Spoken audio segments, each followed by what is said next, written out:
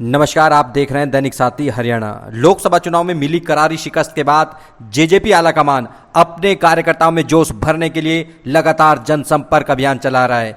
किस तरह से कार्यकर्ता रूपी सेना में जोश भरकर हारी हुई जंग जीती जा सके, लगातार जोश भरने में लगा हुआ है। इसी कड़ी में मंगलवार को जेजेपी सुप्रीमो चौधरी अजय सिंह चौटाला व पूर्व डिप्टी सीएम दुष्यंत चौटाला रेवाड़ी के बावल रोड स्थित जाट धर्मशाला में पहुंचे और जमकर कांग्रेस व भाजपा पर हमला किया। सीएम सैनी पूर्व सीएम खट्टर को घेरते हुए कहा कि भाजपा जा रही है, यदि हम अपने काम को लोगों को बताने में कामयाब रहे तो हालात जरूर बदलेंगे। वहीं ओबीसी को आरक्षण देने के दावे पर पूर्व डिप्टी सीएम ने तंज कसा। इस दौरान जेजेपी जिला अध्यक्ष विजय पंच, पूर्व विधायक रामेश्वर दयाल के अलावा अमन जून सहित अन्य जेजेपी नेता भी मौजूद रहे। अब आपको दिखाते हैं रेवाड़ी पहुंचे चौधरी अजय सिंह चौटाला व पूर्व डिप्टी सीएम दुष्यंत चौटाला ने क्या कहा।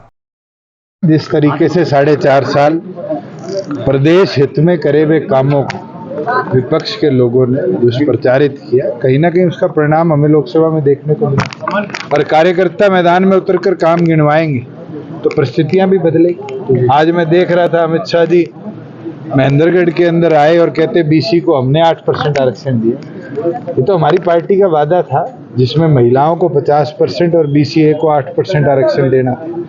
आज उसका भी क्रेडिट बीजेपी ले रही। मैं तो एक चीज बोल सकता कि अगर 4.5 साल के कराए हुए कार्यों को कार्यकर्ता मैदान पर लेकर परिस्थिति बदलने में कोई ज्यादा समय नहीं लगता। आज 100 दिन का समय है और 100 दिन के अंदर सारी परिस्थितियां मिलकर बदल सकती हैं। सर, आज जो महेंद्रगढ़ के अंदर जो बीसी सम्मान समारोह, कितना फर्क पड़ेगा?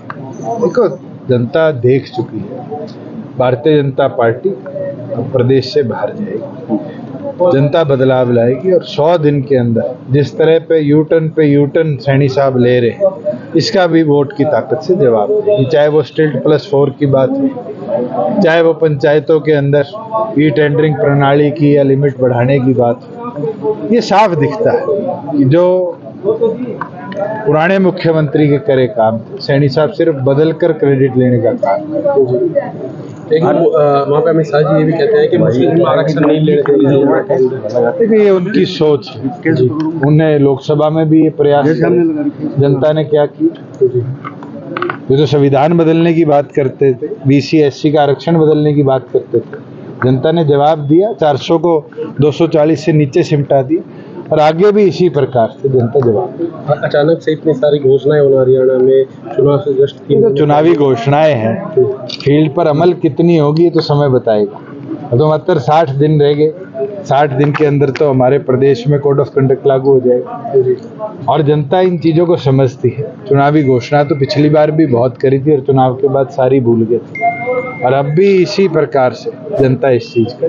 सर, हरियाणा मांगे हिसाब, इसको किस नजर से देखते हैं? भूपेंद्र हुड्डा 10 साल का अपना हिसाब भी साथ रखे कि 63,000 एकड़ जमीन किसानों की CLU के नाम पर 4-6 लगाकर किस तरीके से प्राइवेट बिल्डरों को दिलाई थी, किस तरीके से किसान की छाती में गोली मारी गई, टीचर की छाती में गोली मारी गई, हीरो होंडा मारुति जैसी कंपनियों को प्रदेश से भगाया गया।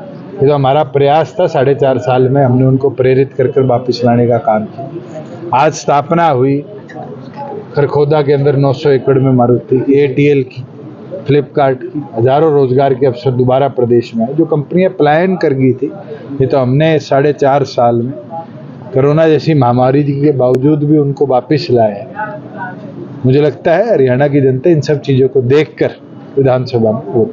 सर, फिर से सड़कों पर विभिन्न संगठन, कंप्यूटर ऑपरेटर्स भी यहाँ पर बैठे हुए सड़कों के ऊपर 2 दिन से। देखो, जिस प्रकार से क्रिड के फैसले निरंतर आ रहे हैं मुख्यमंत्री के विभाग, ये साफ दिखाता है कि ये लोग कहीं ना कहीं जो हमारे DC रेट की प्रणाली को कौशल में भेजा था, उससे कहीं ना कहीं रोजगार प्रणाली को भी समाप्त करने का प्रयास किया। सर, परिवर्तन प्रकृति का नियम है, जो लोकसभा में हुआ वो विधानसभा में। देखो, ये तो इतिहास रहा है हरियाणा का। आप चाहे 77-74 का चुनाव देख लो, आप चाहे 84-87 का चुनाव देख लो, चाहे पिछला चुनाव देख लो, 10 के बाद भी तो बीजेपी को 40 पे सिमटा दिया था। तो जनता जवाब देगी और आने वाले दिनों में बहुत राजनीतिक गतिविधियां पूरे हरियाणा प्रदेश में जनसंपर्क अभियान हमारा चल रहा है। हम अपनी पार्टी के नीति कार्यक्रम और प्रोग्राम जहां लोगों के बीच में लेकर के जा रहे हैं, वही सरकार की बेकायदगियों से लोगों को अवगत करा रहे हैं। हमारे राजनीतिक विरोधियों ने जो दुष्प्रचार किया उससे उन्हें अवगत कराने का काम कर रहे हैं और अपने संगठन को प्रभावी और मजबूत बनाने के लिए नए लोगों को अपने साथ जोड़ने का काम कर रहे हैं। ऐसा दुष्प्रचार दोबारा विधानसभा चुनाव से, इसके लिए क्या तैयारी है पार्टी की? मैंने कहा कि हम हर पल कुछ ना कुछ नया सीखते हैं। इस हार से भी हमने कुछ न कुछ नया सीखने का काम किया है, उसी बदलाव के रास्ते पर चल रहे हैं। एक अभियान शुरू किया है, हरियाणा मांगे हिसाब, किस नजरिए से देखता है? तो मांगे हिसाब रोकता कौन है? भूपेंद्र हुड्डा से विधानसभा में खड़े होकर के मांगते तब मिलता हिसाब, वहां तो कभी बोले नहीं। वहां तो भारतीय जनता पार्टी के गुणगान करते थे और आज सड़कों पर आकर के ये कहते हैं कि जनता मांगे हिसाब और हम मांगे हिसाब। ओबीसी का सम्मेलन किया गया महेंद्रगढ़ में, क्या लगता है कि ओबीसी के लिए सम्मेलन करके चुनाव में जीतने की तैयारी कर दी भाजपा? भाजपा की सरकार लगातार 5.25 वर्ष से हरियाणा प्रदेश में थी। अगर इनकी नीयत देने की थी तो किसी ने कलम पकड़ी थी या हाथ पकड़ा था, दे देते, रोका किसने था? तो कह रहे तीसरी बार संयुक्त सरकार बनाएंगे, अमित शाह कहेंगे। वो तो 400 पार की बात भी करते थे। आप बता दो कहाँ गए 400 पार वाले? चौटाला साहब, क्या लगता है जजपा का विधानसभा चुनाव क्या पूरा आपका कैलकुलेशन है? प्रजातंत्र में ये फैसला जनता जनार्दन करती है। मैं कोई ज्योतिषी नहीं हूँ, मैं तो राजनीतिक दल का कार्यकर्ता हूँ। मेरा काम है लोगों के बीच में जाकर के अपनी पार्टी की नीतियों को पहुंचाना, सरकार की बेकायदगियों से लोगों को अवगत कराना, विरोधियों के दुष्प्रचार के बारे में आगाह करना।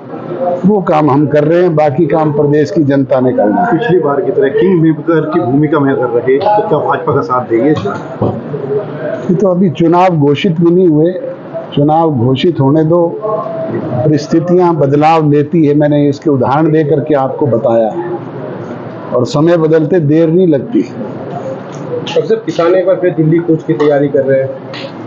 अपना उनका अधिकार है, करना चाहिए। हम तो इस बात के पक्षधर रहे हैं कि किसान को मैक्सिमम सुविधा सरकार दे। अभी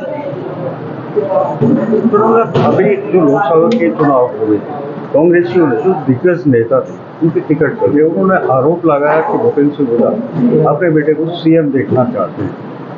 आप किस नजरिए से देखते हैं? ये उन्हीं की पार्टी के लोग कह रहे हैं ना, उनके साथी कह रहे हैं और उनके साथियों के साथ उन्होंने इस तरह का बर्ताव और व्यवहार किया है। चाहे वो कुलदीप शर्मा है, चाहे करण सिंह दलाल है, चाहे वो सोनीपत से दीपेंद्र वो क्या विजेंद्र थे, सबके साथ इस तरह का व्यवहार उन्होंने किया है। इसीलिए लोग कहते हैं। किरण चौधरी भी कहीं ना कहीं नाराज हुई। अब वो तो किरण जी बताएगी वो क्यों नाराज हुई। हरियाणा में एकदम से घोषणाएं होना, फंड रिलीज करना, कैसे देखें? आज तो मुख्यमंत्री जी कहते हैं मैंने 24 घंटे अपने दरवाजे खोल दिए हैं। इसका मतलब 4.5 साल दरवाजे बंद थे।